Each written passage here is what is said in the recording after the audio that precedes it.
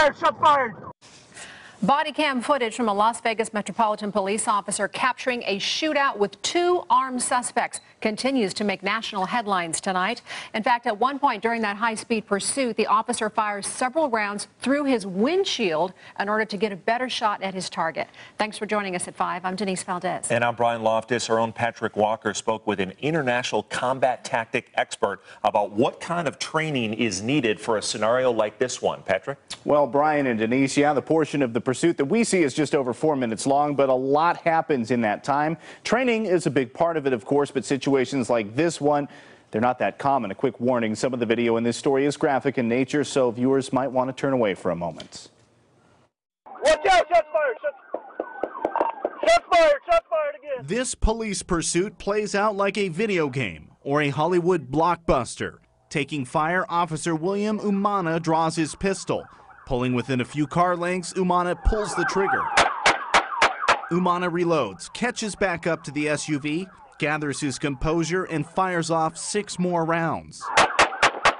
We drove the pursuit route to try to see things through Umana's eyes. Imagine being the officer here in the driver's seat of his patrol car. You have your sirens and lights blaring. You have vehicles coming from the sides.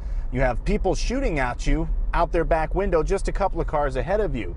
You have innocent bystanders standing by, and you're looking for pedestrians crossing the road. It's quite difficult.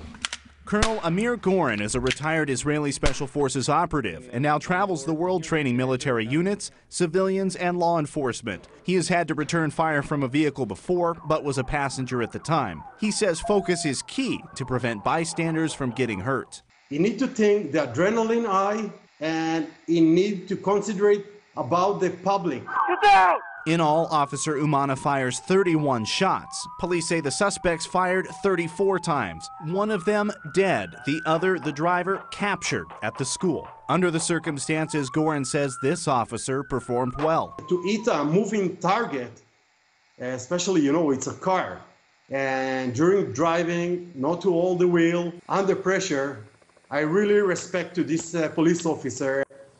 Well, in Metro's media briefing, Assistant Sheriff Tim Kelly said both Officer Umana and Officer Paul Solomon acted bravely and heroically in line with the department's expectations. And the expert mentioned, Patrick, training to shoot from inside of a vehicle. Isn't that uncommon? But why is it rare to actually train to shoot from inside a car? Yeah, that's the interesting thing. It's something you're not going to be doing that often in the first place, but Colonel Gorin tells me that setting up a training simulation like this is almost impossible. You'd have to have live ammunition. You'd have to have a vehicle and a driver to chase, of course, a number of windshields that you would have to have out there for replacements, finding a place to do it. So this is something, again, because it's highly unlikely you would do exactly what happened there, it's tough to replicate as well. Thanks so much, Patrick. And